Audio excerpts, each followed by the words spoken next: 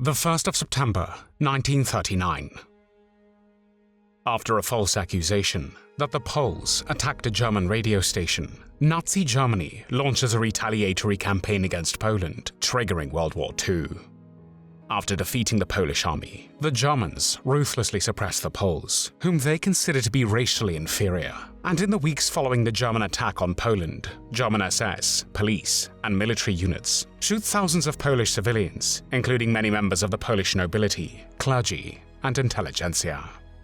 In the fall of 1941, Nazi Germany begins to implement a plan, codenamed Operation Reinhard, to systematically murder almost 2 million Jews living in the German-administered territory of occupied Poland, called the General Government.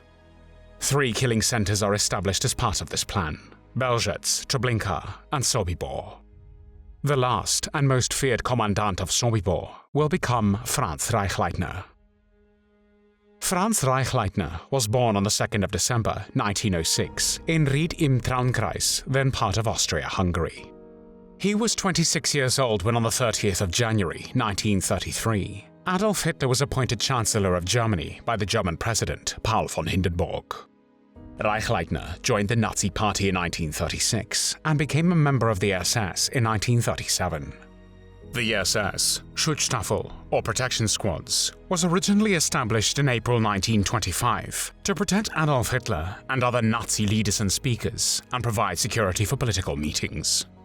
In January 1929, at a time when the SS numbered 280 men, Hitler appointed Heinrich Himmler Reichsführer SS. 4 years later, when the Nazis seized power in Germany, members of the SS numbered more than 52,000. As a reward for its role in murdering Ernst Röhm and the top leadership of the SA on the 30th of June to the 2nd of July 1934, Hitler announced that the SS was an independent organization. SS Chief Himmler was now subordinate to Hitler in Hitler's new capacity as Führer of Germany. As Führer, Hitler was no longer a politician or chief executive bound by the legal constraints of the German state, but rather a symbol of Germany's future survival and greatness, with authority to act outside the laws of the state to guarantee Germany's survival and greatness. Himmler's subordination to Hitler within this Führer executive chain of command was the basis for the immense power that the SS accumulated during the Nazi regime. As SS chief, Himmler received authority directly from Hitler to carry out ideological policies that the laws of the state might not permit. This ideologically rooted Führer authority enabled authorization of indefinite incarceration in the concentration camp system and mass murder.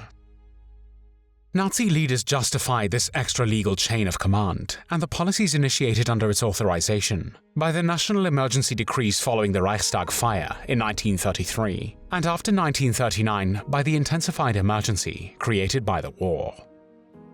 When World War II started, on the 1st of September 1939, Franz Reichleitner worked for the Nazi Euthanasia program, codenamed T4, which was the systematic murder of institutionalized patients with disabilities in Germany.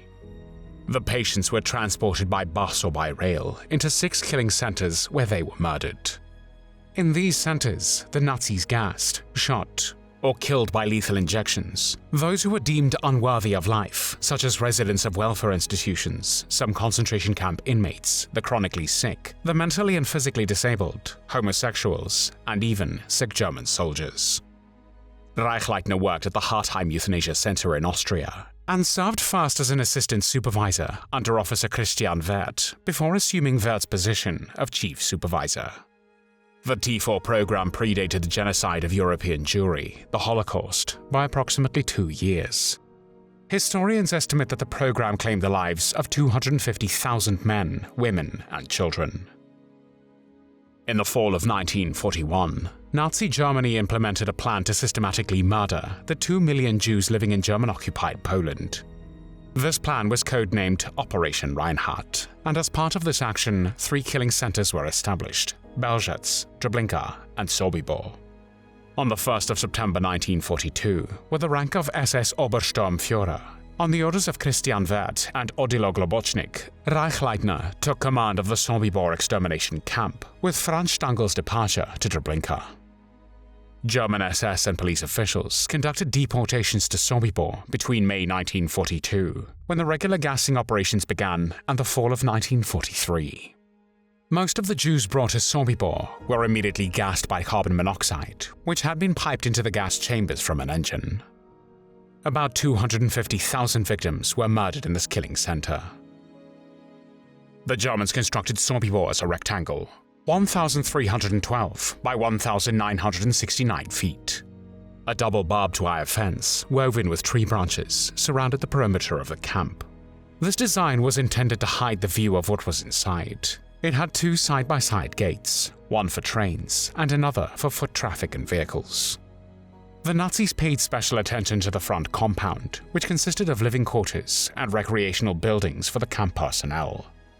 The SS officers lived in cottages with colorful names, which helped conceal the purpose of the camp from new arrivals, who would arrive on the adjacent ramp.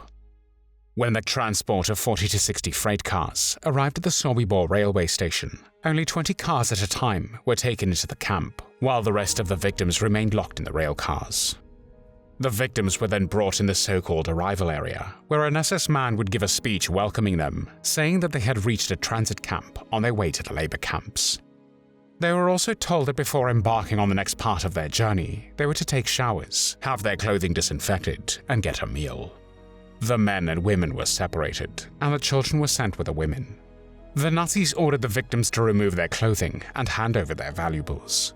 The Jews were then marched on the run to the gas chambers. The honking of geese would obscure the cries of the victims from those still sitting in the locked rail cars as they were being beaten, screamed at, and having warning shots fired at them. About 450 to 550 Jews were forced into the chambers at a time. The gas chambers were then sealed once the maximum number of victims was inside. Poisonous gas was then piped in. Within 20 to 30 minutes, all those inside were dead. Those who were too ill, weak, or elderly to make the walk to the gas chambers were shot in an open pit. The SS personnel working at Sobibor enjoyed several privileges, such as higher pay and regular visits home. Every 3 months they could visit their families for 2 weeks. The SS also stole possessions from the victims, such as gold, food, hair, and other valuables. The guards would even take toys from the murdered children back home to their families. Reichleitner was a heavy drinker. He rarely showed his face in the camp, but ruled the death camp more strictly than his predecessor Franz Stangl. Moshe Bahir, a Holocaust survivor, described Reichleitner as a man in his late 40s with an Austrian accent, who was dressed always with great elegance and wore gloves. He did not have direct contact with the Jews in the transports, because he knew he could rely on his subordinates, who were very frightened of him. According to Bahir, Reichleitner ran the camp with German precision, and during his time in charge, all the transports that arrived on a certain day were liquidated. He never left them for the following day. This was very different from Treblinka, which at that time was run by Reichleitner's predecessor, Franz Stangl. After the war, Yahil Reichmann, a survivor of Treblinka, testified what was happening when Stangl was the camp's commandant. When guards didn't expect a new shipment of prisoners to arrive for several days, they would seal victims inside the gas chambers to suffocate. The victims would die by themselves. When they opened the chambers 48 hours later, all the bodies were black. Everything was one solid mass. I shudder at how it was possible to have a two-legged animal capable of perpetrating such deeds. Another survivor, Stanislav Smeisner, in his book Hell in Sobibor, described Reichleitner as an obese man who was nearly as round as he was fat and who was nicknamed by the Jews Trottel, meaning idiot. They called him an idiot because this was the word that he used to call them by.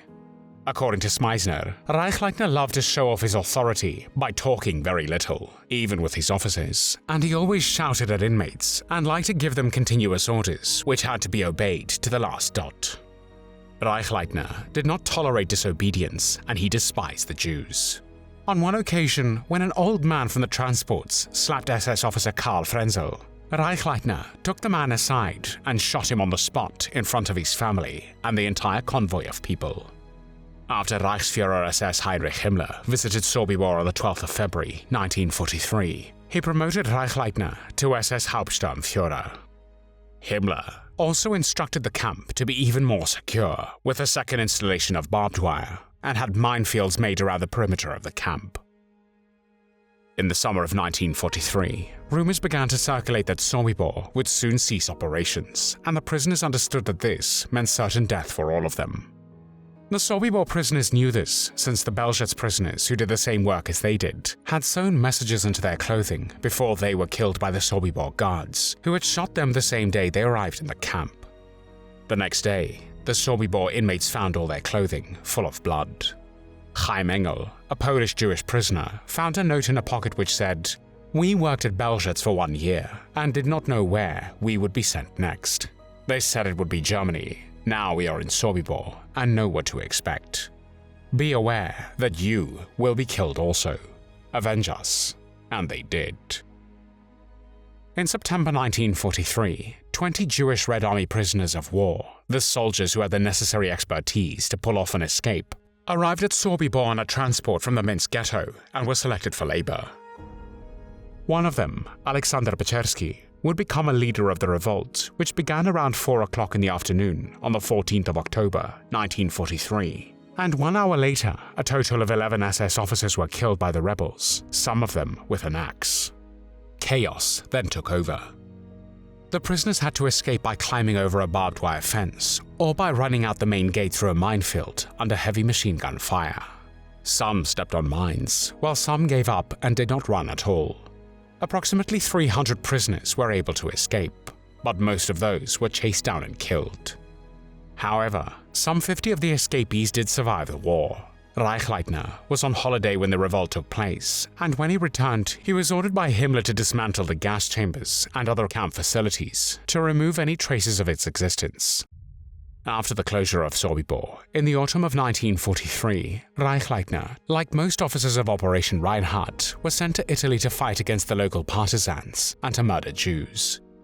Franz Reichleitner was 37 years old when on the 3rd of January 1944, he was shot by partisans near Fiume, today's Rijeka in Croatia. After the war, he as well as Christian Wert and Gottfried Schwarz, Wert's deputy in Belzec's extermination camp, were buried in the German military cemetery Kostermano in the province of Verona.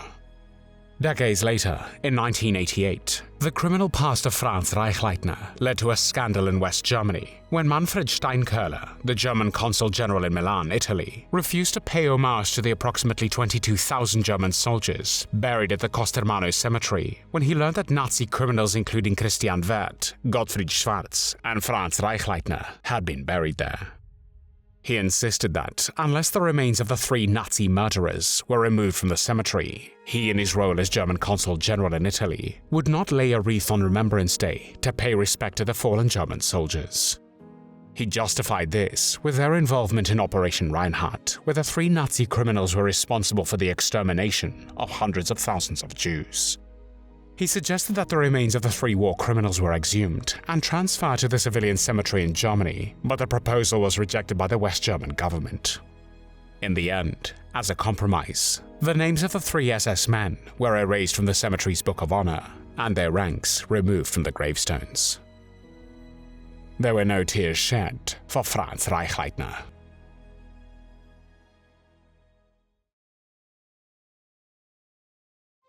Thanks for watching the World History Channel.